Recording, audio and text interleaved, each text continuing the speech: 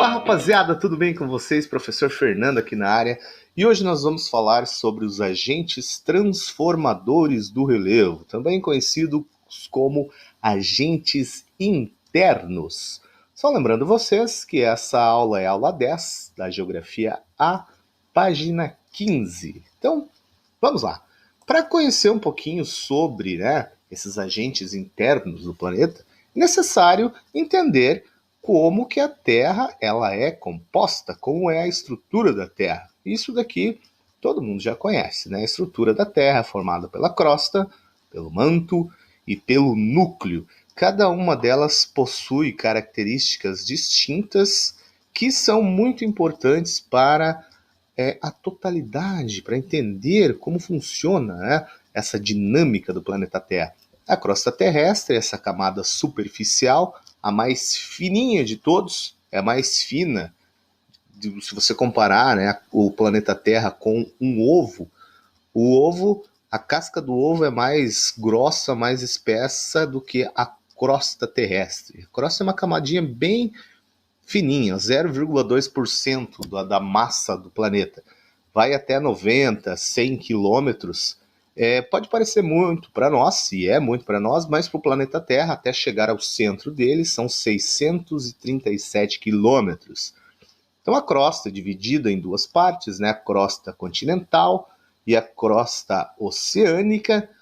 A crosta continental ela é um pouco mais grossa do que a crosta oceânica, e logo abaixo existe uma descontinuidade, a gente vai entender daqui a pouquinho o que é descontinuidade. Nós temos o manto, que é dividido também em manto superior e manto inferior. Eles são divididos por uma zona de transição também. E o núcleo, que é dividido em núcleo externo, que é líquido, uma zona de transição, e o núcleo interno, que supostamente, provavelmente, ele é formado de níquel e ferro. E ele é sólido. Por que é supostamente? Porque ninguém chegou até lá, né? Então esse esquema é um esquema bastante conhecido por todos.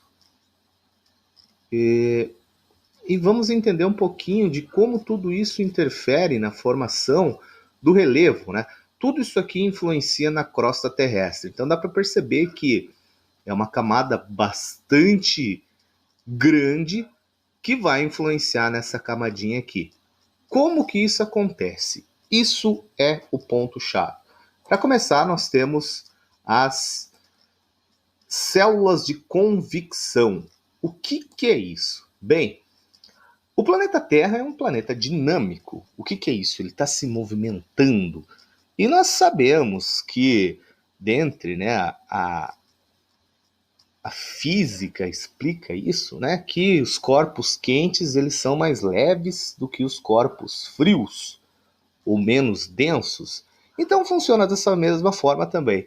Essa lava aqui, né? Esse material pastoso que fica dentro do planeta Terra, ele também fica circulando, né? Trocando de calor. E essa circulação, que pode ser de duas formas, né?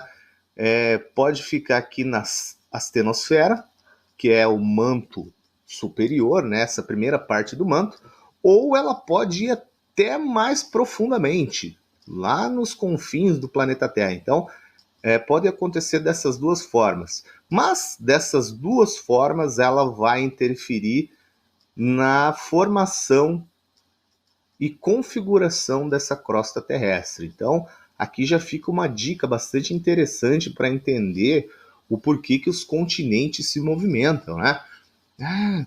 Como é que... Da onde que tiraram isso, né? Como é que eles podem saber que os continentes se movimentam? Porque o planeta Terra, por dentro, ele se movimenta também, e isso faz com que a crosta terrestre se movimente. Então, esse movimento são chamadas células de convecção, ou movimento de convecção. Beleza? Então, passando adiante aqui, bora lá. O planeta Terra também é muito interessante ao retratar da temperatura, conforme nós vamos nos aproximando do interior, né, das profundezas do planeta Terra, do centro do planeta Terra, o planeta vai ficando cada vez mais quente. E existe aqui um tal de grau geotérmico. O que isso significa, né? É um número de metros que eu preciso cavar para que a temperatura aumente 1 grau. Na crosta, ou crusta, tanto faz, né? A média é de cerca de 33 metros. A cada 33 metros perfurados, aprofundados, a temperatura aumenta 1 grau. E aqui nós podemos ver que esse padrão ele não se segue. Por quê? Porque à medida que eu vou me aprofundando a 1.000, 2.000, 3.000 quilômetros, é necessário mais de 33 metros para que aumente 1 grau, porque já a temperatura já está muito elevada. E calcula-se que lá no centro do planeta Terra a temperatura chegue próximas dos 6.000 graus. É quente pra caramba. O ser humano conseguiu cavar, em média, o buraco mais profundo, né? Os russos, a antiga União Soviética, fez um buraco que atingiu 11 quilômetros e não conseguiu furar mais porque ficou muito quente. Faça os cálculos aí para você ver qual é a temperatura mais ou menos a 11 quilômetros de profundidade, além de ser muito quente e muito caro também. Não dá para sobreviver lá, queriam conhecer, mas não conseguiram chegar muito tempo. Então, o grau geotérmico nada mais é do que quantos metros é necessário aprofundar para que aumente 1 grau. Beleza? Vamos para o próximo aqui. Existe uma coisa interessante também de pensar o seguinte. Bem, o continente, né, a crosta, melhor falando, a crosta terrestre, ela fica flutuando sobre o mar de material mais mole, gelatinoso ou até líquido. Como isso acontece? Por que não afunda tudo? Aqui existe um princípio de isostasia. O que é isso, né? É como se fosse um gelo, um iceberg em alto mar, no oceano. Por que o iceberg não afunda? O iceberg ele pode ser gigantesco, né? O iceberg grandão, ou um pedacinho de gelo, os dois não afundam. Mas quanto mais denso é esse iceberg, quanto mais grande, quanto mais pesado, ele vai ter uma camada muito grande acima da superfície da água, mas também uma camada relativamente grande abaixo da água. Isso se equilibra. Conforme esse iceberg vai derretendo, né, a parte de cima vai diminuindo, a parte de baixo diminui junto, até ficar igual ou sumir. Nos continentes, né, na crosta, acontece a mesma coisa. Quanto maior ou mais densa é a parte da crosta, geralmente a parte continental, mais a fundo ele vai no manto ou na astenosfera, né, ali nessa parte próxima bem acima do manto superior, que fica próximo da crosta terrestre. Então, a isostasia, a professora de física, né, vai explicar bem melhor do que eu, mas é o estado de equilíbrio gravitacional em que suas alterações entre a litosfera e as astenosferas da Terra resulta na flutuação das placas sobre o material mais denso da astenosfera, cujo equilíbrio depende de suas densidades relativas e do peso da placa. Então, é um equilíbrio, é como se fosse um iceberg, beleza? Essa explicação de como a litosfera ela não afunda no manto, na astenosfera, ou por que fica tudo equilibradinho, né, bonitinho. É por culpa desse esquema da isostasia, beleza? Então, falando um pouco da estrutura da Terra, lembra que eu falei das descontinuidades? O que é uma descontinuidade? Descontinuidade são partes do planeta Terra, né? Crosta, manto e núcleo. Entre essas partes existem mudanças totais de configurações que acabam dando uma descontinuidade, elas não são nenhuma nem outra, né? Então aqui existem 4 descontinuidades que eu gostaria de mostrar para vocês, né? Relativas ao interior da Terra, que separam as suas unidades mediante a critérios físicos, químicos e litológicos. Sua descoberta deve-se majoritariamente à sismologia, ao recurso das ondas sísmicas. Então, é estudado uma onda sísmica, né, de um terremoto, e essa onda, ao atingir certas regiões, ela muda de frequência. Então, foi assim que descobriu que aquela parte do planeta, ou essas partes do planeta são diferentes de outra. Aí chamaram essas partes de descontinuidade. Existem 4 a que se deve saber. Vamos lá, descontinuidade de Conrad. Olha só, isso aqui é importante, né?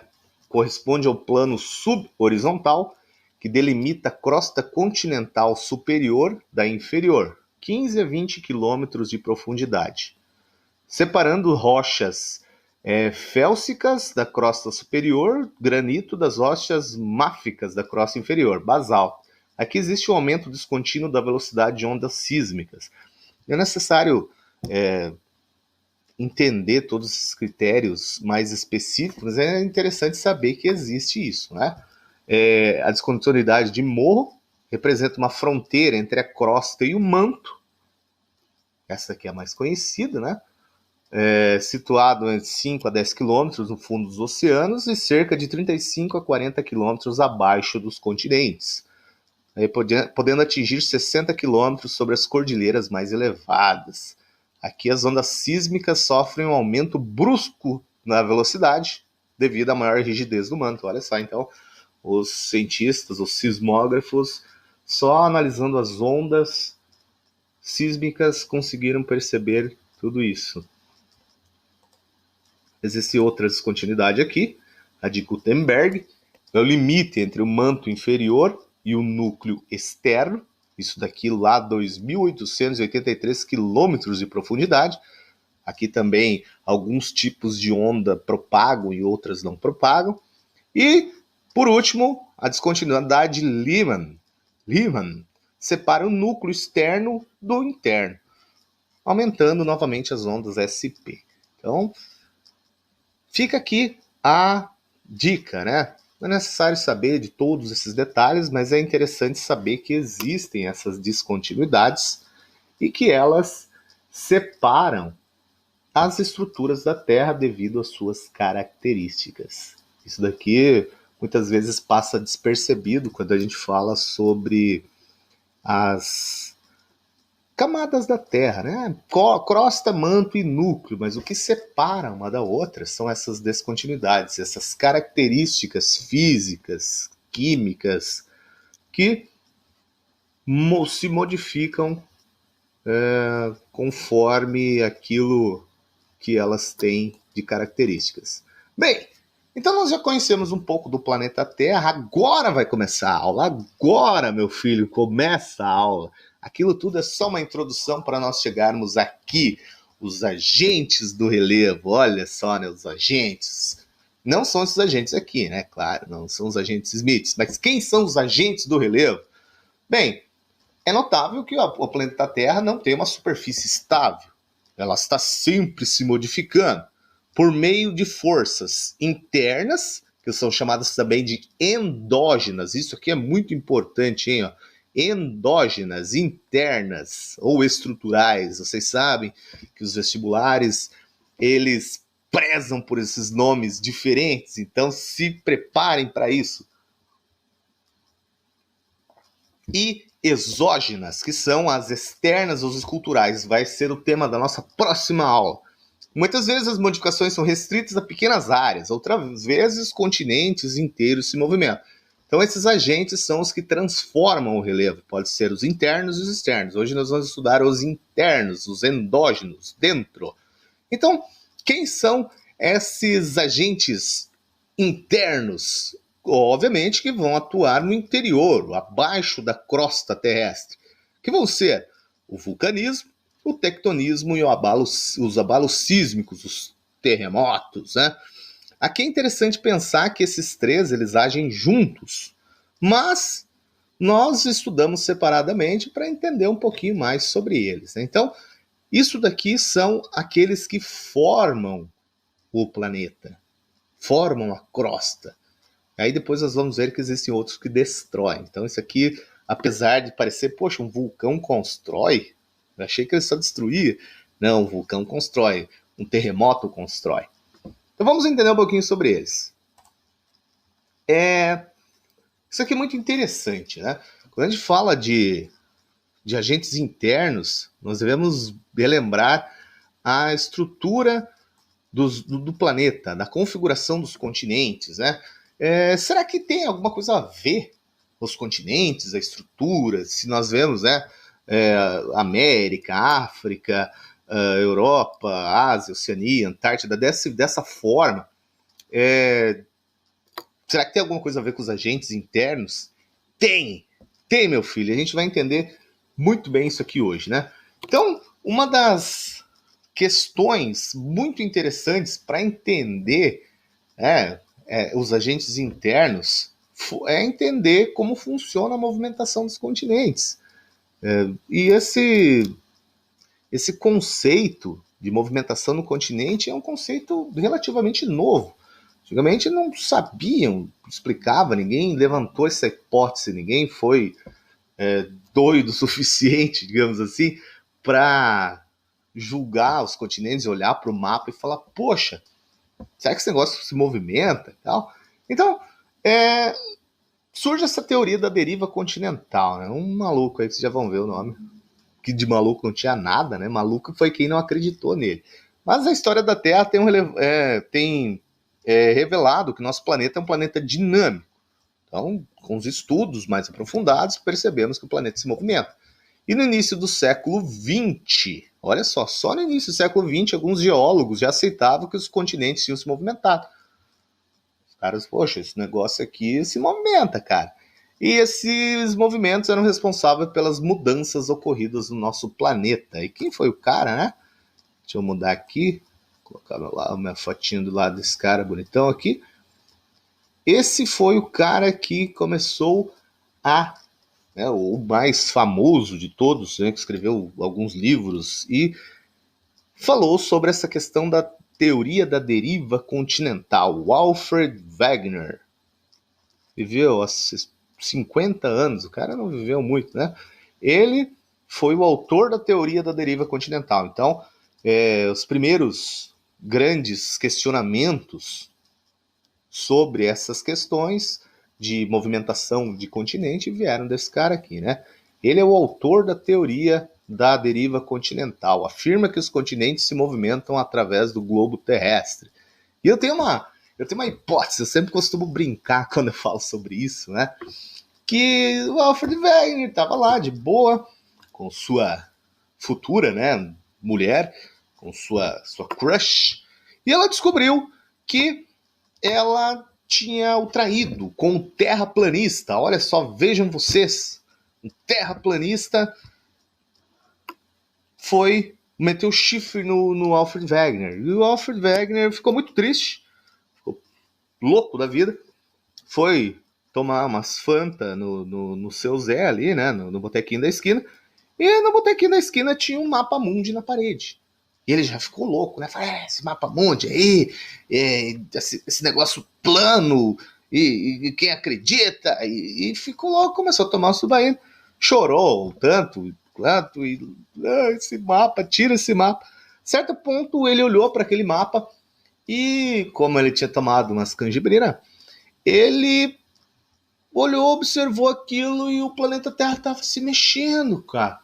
Ele olhou os continentes assim, poxa, cara, esse negócio está se mexendo e se eu pegar o contorno da América com o contorno leste da América com o contorno oeste da África, esse negócio aqui se encaixa como um quebra-cabeça, cara. E começou a pensar e criar devanios na sua cabeça e percebeu que aquilo poderia ser fontes de estudos. É claro que não foi isso, claro, é uma fantasia bonitinha para se contar, mas foi isso que aconteceu.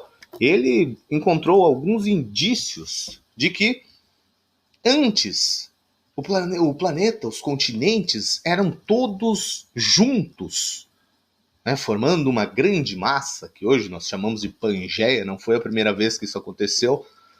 Segundo alguns especialistas, já existiram 7 formações parecidas com essa. Daqui a alguns milhares de anos, os continentes voltarão a se juntar, então é um interno junta e separa, junta e separa. Mas a última foi a Pangeia, que eram todos juntos e que, com o passar do tempo, isso foi se movimentando e se separando.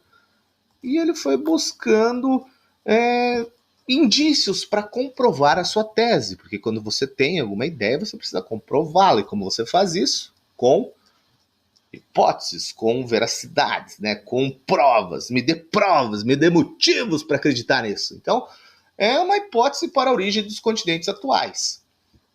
Então, percebam, né, que essa parte do Brasil aqui, com essa parte leste do Brasil, com essa parte oeste do continente africano, parece que se juntam aqui, né? A África com a Europa. Então, tem alguma coisa aí, né? E ele começou a estudar e criou a teoria da deriva continental. E o que ele formulou aqui? O cara é um gênio, fantástico. Esse cara merece um aplauso, sensacional. Há cerca de 300 milhões de anos, um dos continentes estiveram unidos, né? Ou, desculpa, os continentes todos estiveram unidos com uma grande massa de terra firme, que se denominou Pangeia, e rodeado por um continente, a Pantalassa. E ao passar do tempo, eles foram separando, e ainda estão separando. O único problema é que ele não soube explicar a causa dos movimentos. Ele falou assim, separa, eu só não sei como eles estão se movimentando. Pensa, no início do século XX, a tecnologia não era tão avançada como hoje, então era um pouco complicado tentar estudar, né? O máximo é pular dentro do vulcão, né? Vamos ser igual o Heráclito, né? Vamos pular no vulcão aí. Não voltou vivo, né? É claro que ele não pulou no vulcão, obviamente. Mas ele não soube explicar, mas ele buscou provas e ele construiu argumentos muito fortes para provar que os continentes eram juntos. Então, quais são as provas que ele juntou? Argumentos morfológicos, como eu falei, olha só, as costas aqui, essa costa brasileira com a costa africana é um exemplo sensacional de como os continentes eram juntos. Parece um quebra-cabeça, né? Então, é um argumento. Eu com isso aqui já ficaria bem convencido. Fala, poxa, o cara tem razão, né, velho? O cara tem razão. E você acreditando que a Terra é plana, né? Vamos parar com isso. Não seja igual o cara que chifrou o velho. Então, um argumento morfológico, das formas semelhantes. Outro argumento, geológicos. Ele foi estudar, ele foi lá ver. Será que existe alguma coisa também? Existem rochas muito parecidas na América do Sul e na África. Como assim? Existe um oceano no meio separando? Como é possível existir rochas parecidas? Só se eles estivessem juntos. Alguém levou? Quem que leva a rocha tão longe? Os movimentos da Terra. Argumentos paleontológicos, fósseis muito parecidos, né? Encontraram fóssil lá na Antártida, na Austrália, velho. Como é que um animal chegou na Austrália nadando? Não, é porque estavam tudo junto, né? Na Antártida, fóssil. Então, os argumentos paleontológicos e os argumentos paleoclimáticos. Lembrando que essa palavrinha paleo significa antigo, né? Então, indícios de glaciares muito parecidos também com o que tem em vários continentes. Então ele criou uma prova muito concreta, mas só que não foi muito bem aceita, porque eles queriam saber como que os continentes se movimentavam. Tá, beleza, tem coisas iguais, mas me mostre como que se movimenta isso. Então essa teoria ficou ali, né, alguns caras estudando por algum tempo e até que descobriram, conseguiram, né? Wegener já estava morto, mas alguns caras aí, principalmente norte-americanos, eles perceberam que o planeta Terra, devido às suas forças, lembra das correntes de convecção lá dentro, começa a se movimentar, o planeta Terra ele não é uma massa única, ele é todo fragmentado, todo dividido. E essas grandes divisões foram chamadas de placas tectônicas. Aí surge uma nova teoria que vai explicar e vai definir a teoria de Wegener. Wegener, você estava certo, meu caro, você estava certo. Então, a teoria da tectônica de placas, a superfície sólida do planeta Terra, né, essa crosta, ela não é uma crosta única, toda fragmentada. E elas se movem. Então, ao se movimentarem, porque o manto lá dentro, o que está dentro do planeta Terra se movimenta também, se o que está dentro se movimenta, o que está ali por fora, aquela casquinha, ela vai se movimentar. Então essa casquinha começa a se movimentar para um lado e para o outro, e o que está em cima dela vai indo junto, né, cara? Então, é uma teoria que admite que o movimento da litosfera, que flutua sobre o manto quente e semifluido, a atmosfera. Então, a crosta terrestre ela se movimenta através do movimento do que tem lá dentro. E isso fechou a nossa teoria das placas tectônicas. Olha só que maneiro, né? Isso é sensacional. O planeta Terra, ele é dinâmico, cara. E olha só como isso acontece. Os oceanos, eles surgem entre os continentes por culpa disso aí, né? Olha só, a litosfera aqui, essa parte da astenosfera, começa a se movimentar, começa a empurrar uma placa para um lado e para o outro e vai abrindo o caminho. E o que vai surgir aqui, cara, né? Nós temos uma dorsal, que é onde a placa nasce. Depois a gente vai ver que existe um lado que a placa ela surge e outra ela vai para baixo de volta, como um ciclo, né?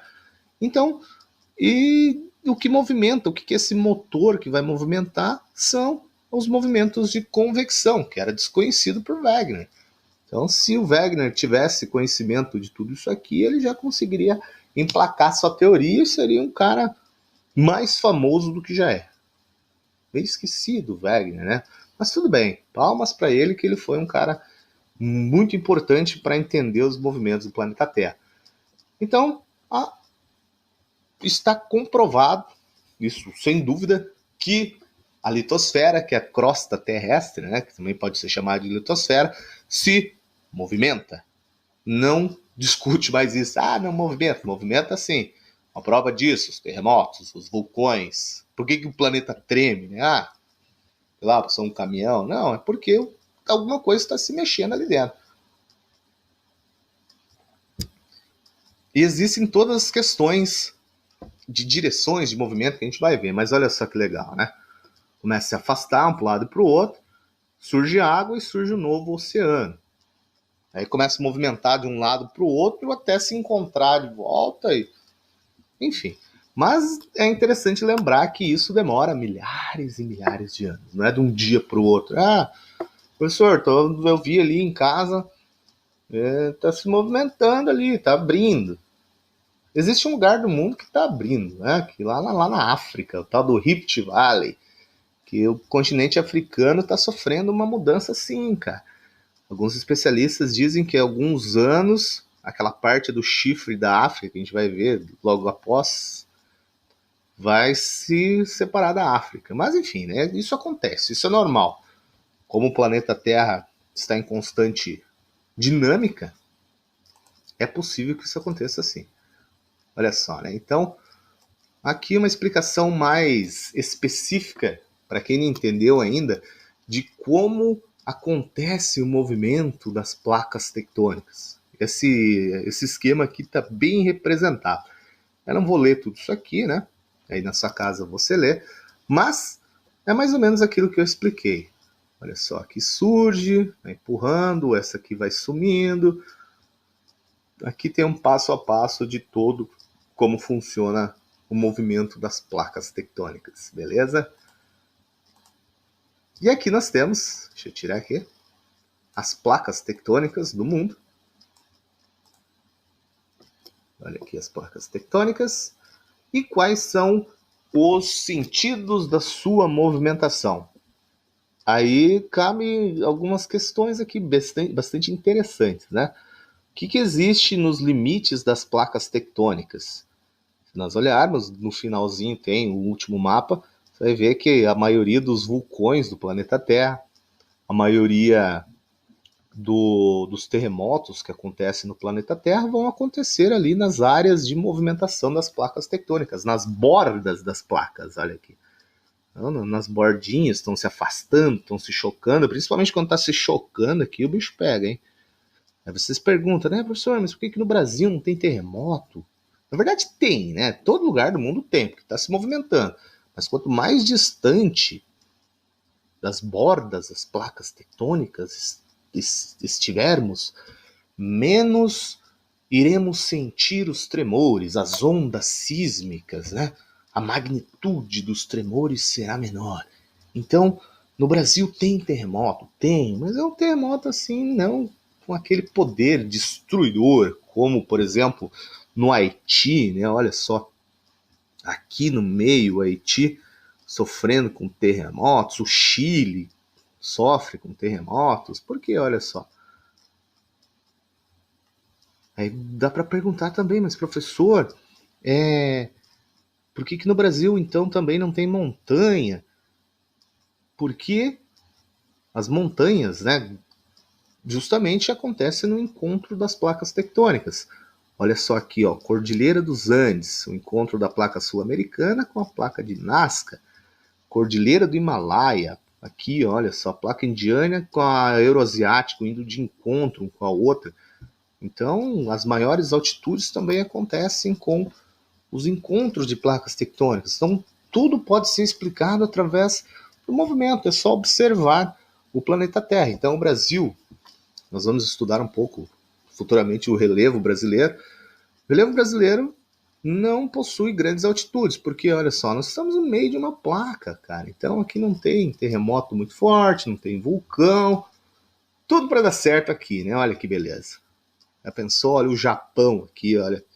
O Japão. O Japão tá no meio de 3, cara. Aqui é gostoso pra caramba, né? É bacana. E olha só os oceanos, né? Por que existe o Oceano Atlântico? Desde aqui do norte, olha, as placas se afastando, se afastando. Quer dizer, então, que o Oceano Atlântico está aumentando cada vez mais? A distância entre a América do Sul e a África está aumentando? Sim, está aumentando também. Tudo isso é explicado através dos movimentos das placas. Vamos falar um pouquinho dos movimentos das placas. As placas, elas fazem movimentos. As placas tectônicas. Existem dois grandes tipos de movimento.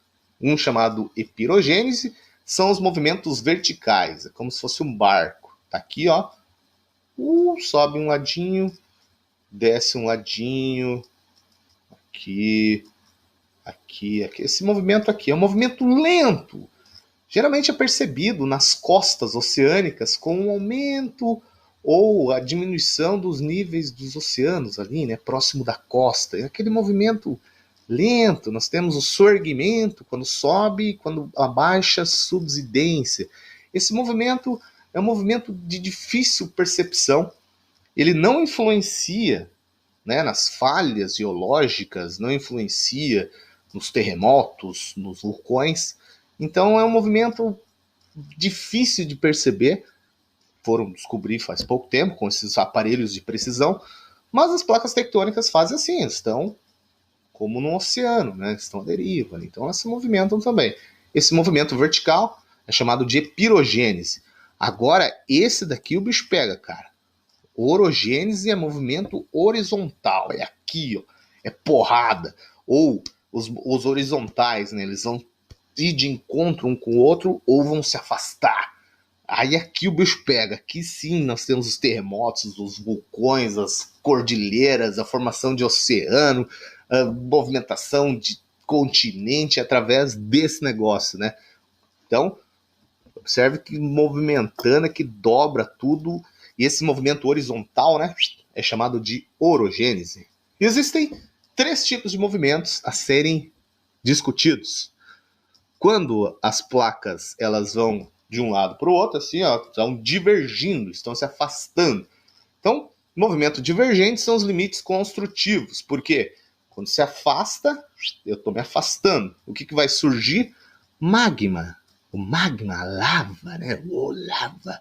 E se afasta, aqui no meio vai criar uma nova placa. Então as placas elas se constroem aqui. E vocês viram o que acontece quando 2 placas tectônicas se afastam. O que acontece? A lava vem, mas só que ela constrói um assoalho oceânico. Então vai surgir um novo oceano no meio. Geralmente quando as placas se afastam, elas começam a se afastar. O que surge no meio? Água. Então os oceanos surgem através dos limites construtivos. Quer ver? Vamos voltar lá. Essa aula vai ter 1 hora de duração, mas tudo bem. Vamos lá. É importante. Vai ser comprido. Olha só. Separando aqui, ó. Separando o Oceano Atlântico aqui, ó. Separando o Oceano também Índico aqui. Tá separando, ó. O Pacífico. Vai separar aqui, ó. Enfim, depois a gente fala das coisas. Se separar, surge o oceano. Separou o oceano. Existem os convergentes, aqui os limites destrutivos, porque geralmente uma placa que é mais pesada, né, ela se vai para baixo e quando ela vai para baixo ela afunda no magma e derrete. Então ela começa a se destruir. E esse movimento é um movimento convergente, é da porrada. Aqui temos os terremotos, aqui temos as cordilheiras, a formação de grandes montanhas, né? Olha que bacana, né? E os limites conservativos, que é transformante, fica ali de ladinho, né? O que vai acontecer? Vai acontecer uma falha no meio, né? Um buraco gigantesco. Tem uma falha lá de San Andreas, o GTA San Andreas. Tem uma falha gigantesca lá que é um buraco no chão. Parece um risco, assim, um buraco. Se você digitar aí falha de San Andreas, você vai ver. Então, esses 3 tipos de movimentos orogenéticos, movimentos verticais, que são desculpa, vertical não, vertical é assim, né? Vertical, horizontal, é assim, vertical é pirogênese, orogênese, né? Gênese de montanha. Então olha só o que acontece, ó. Vamos lá, os limites convergentes, só para explicar, para não ficar tanto tempo, olha só. Uma placa oceânica com placa oceânica, estão convergindo, estão indo de encontro a outra. Uma vai subir e vai formar uma ilha, vai formar alguma coisa, né? Aqui nós temos as zonas de subducção. O que é uma subducção? Isso aqui, ó. Está indo para baixo, está voltando ao magma. O que acontece? Isso aqui vai sumir. Então, destrói-se continuamente a litosfera. Aqui é uma destruição e aqui vai dobrar, vai subir. E vai formar uma ilha, vai formar uma montanha, vai formar alguma coisa. Aqui uma placa oceânica com uma placa continental, que acontece quando uma placa oceânica, que é muito mais pesada, geralmente grande, encontra uma placa continental. Aqui nós temos o exemplo da Cordilheira dos Andes, como é que é formada, né? E olha só como uma placa oceânica, ela mergulha, tem uma subducção gigantesca. Isso daqui vai dobrar todo o continente. Uma dobra, é uma montanha, né? Dobramentos. E um exemplo de continental com continental. Aqui elas medem forças uma com as outras. A subducção é bem menor do que uma oceânica com uma continental. Mas são 2 continentais, então o dobramento vai ser bem mais violento. E esse é o exemplo da Cordilheira do Himalaia. São 2 placas continentais medindo forças. Aí dobra tudo. Por isso que ali nós temos a maior cordilheira de montanhas, a maior cadeia de montanhas que o planeta Terra viu ou vê, né, atualmente. Não sei, não posso dizer ao longo do tempo. mas atual maior cadeia de montanhas. Então tudo é explicado através dos movimentos das placas tectônicas. Os limites conservativos, ó, de ladinho, tem lá em San Andreas, aí faz um buraco no meio, né, como se fosse uma rachadura. E olha só, isso aqui é interessante. Observe aqui comigo. Nós temos aqui a representação do earthquake e vulcanos, os terremotos e os vulcões no mundo. Não ficou muito parecido com o desenho das placas tectônicas? Salvo alguns lugares, que eu já vou explicar o porquê. Mas olha só, aqui, né, tá o Oceano Pacífico no centro, cheio de vulcão e oceano, que é vulcão e terremoto. Aqui é chamado de círculo de fogo. Por quê? Porque aqui as placas tectônicas se encontram, se afastam, convergente, divergente, transformante. Aí é vulcão e terremoto para todo lado. Olha aqui, ó, no meio do Oceano Pacífico. Aqui é o Pacífico, né? No meio do Oceano Atlântico aqui também, olha, vulcão. Aí aqui no meio, professor, o que é aqui? Aqui é um Havaí. E por que tem vulcão aqui no meio? Porque as placas tectônicas, meu amigo, vou explicar para você. Olha para mim. As placas tectônicas, elas podem rachar. Sim, pode rachar. Uma rocha não racha. E o Havaí nada mais é do que uma rachadura, chamado de um buraco quente, um hot spot. Não confundir com o hot spot ali, né,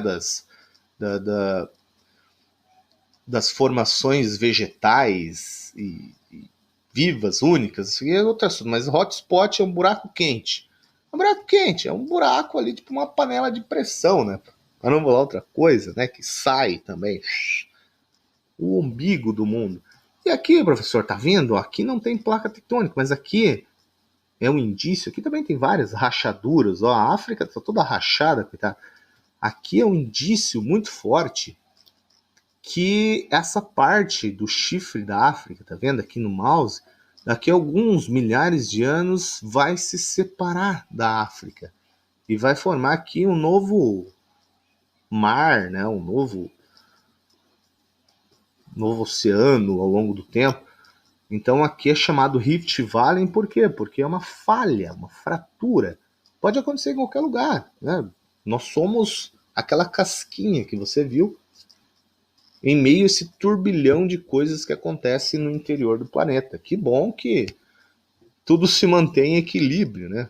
Eu espero que mantenha-se por um bom tempo assim também, né? Mas é interessante notar isso aí, cara, que os terremotos, vulcões, estão ligadas às questões internas do planeta. Então, o Brasil não tem nenhum, cara, que massa. Mas perto de nós, olha, tem um monte, cara, um monte de vulcão. E um monte de terremoto também forte. Belezinha? Olha só que bacana. Então, vamos para algumas atividades. Esse vídeo aqui já deve estar com uns 32 minutos para mais, já deve estar sei lá quanto tempo. Mas estamos de quarentena e temos tempo, né? Vamos aqui às nossas atividades. Na página, que página aqui, ó, 21. Vamos fazer algumas 4. Tá legal esse papo. Eu gosto desse assunto, cara. É um assunto que deixa bem claro o quão frágil nós somos perante essa grandeza do planeta Terra e o quanto nós não entendemos nada, não conhecemos o interior do planeta Terra. Sabemos que se movimenta, que tem alguma coisa ali, mas não conhecemos a fundo. Muitos dizem, né? Eu já ouvi que conhecemos mais o céu sob nossas cabeças do que o interior, as profundezas do planeta Terra. Então, é um mistério, cara. A gente não conhece nem o fundo dos oceanos. O fundo dos oceanos revelam para nós muitas coisas. Mas é difícil explorar, né? Quem sabe um dia, explorando, conhecemos ainda mais. Olha só, número 1 aqui, então. Tá mostrando a dinâmica do planeta Terra, tá vendo? Dinâmica aqui, tá girando. As correntes de convecção são correntes geradas pelo movimento do magma na astenosfera, que é a astenosfera, essa parte do manto que tem contato com a crosta, né? Que é uma gelatina, não é bem mole, nem dura, é uma coisa gosmenta, assim, né? Que você encosta, perde o dedo. Que se deve ao fato de seu material estar em altas temperaturas do estado pastoso e uma grande pressão. É interessante lembrar disso, né? Que a crosta terrestre é toda rachada também por culpa da pressão, cara. Uma panela de pressão, é calor, tá? Que explodir. E a imagem do texto vai explicar o que? Os movimentos da crosta terrestre. Uma questão bem simples. Crosta terrestre que se movimenta através desse turbilhão que acontece no nosso planeta. Número 2, a Terra não é um todo homogêneo, mas uma forma de camadas que se diferenciam de acordo com a espessura e temperatura, densidade e os materiais que acompanham. Observe os desenhos das camadas geológicas da Terra. Então tem o número 1, 2, 3. O número que corresponde à descontinuidade de Morohit é o número 5. Número 5. Aqui, uma questão mais decorada, é onde se separa a litosfera do manto. Né? Tem uma camadinha antes dela, mas essa de Mohorovic, ou só Moro, né? Ó, Moro, hoje, bem no dia do Titio Moro, mas temos isso aqui. Aqui, essa 3 eu já usei em prova. Isso aqui é sensacional, cara. Modo Fulvestre, ó, isso aqui é questão feroz. Eu gosto. Essa sim, cara, vai tratar daquilo que realmente o bicho pega. A litosfera é fragmentada em placas que deslizam, convergem e se separam umas em relação às outras, à medida que se movimentam sob a astenosfera, né? Aquele manto, aquela pasta. Essa dinâmica compõe a tectônica de placas, reconhecida inicialmente pelo cientista alemão Alfred Wegener, que elaborou a teoria da deriva continental. Sou seu fã, hein, cara?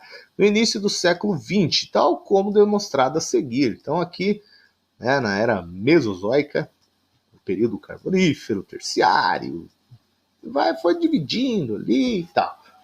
As bases da teoria de Wegener seguiram inúmeras evidências deixadas na superfície dos continentes ao longo do tempo geológico. Considerando as figuras e seus conhecimentos, indica o fator básico que influenciou o raciocínio de Wegener. Qual foi? A ligação entre os continentes. A semelhança aqui, olha só, entre os contornos da costa sul-americana e africana, dos continentes africanos e do continente sul-americano, né, da América. Então a letra D é sensacional. Bem, gente, então agora eu deixo o resto com vocês. Ó, tem bastante atividade, eu vou deixar também algumas atividades lá na plataforma para vocês fazerem. Não deixem de fazer, porque isso aqui é um assunto muito importante. Muitas vezes as pessoas derrapam nesse conteúdo, acham um pouco complicado, mas tirando alguns nomes diferentes é muito simples e é muito importante, porque assim nós conhecemos um pouco mais sobre o planeta Terra. Beleza, gente? Muito obrigado pela atenção. Espero que vocês tenham um ótimo fim de semana, né? Uma ótima semana, uma ótima quarentena. E estaremos juntos sempre, quando vocês precisarem. Chame aí, que a gente sempre responde, que eu vou sempre responder. E nos nossos plantões online, beleza? Aqui nem sei quanto tempo de vídeo já tem, mas deve ter tempo pra caramba. Mas tudo bem. Se você ficou até aqui, aquele abraço e estamos juntos. Até mais. Falou!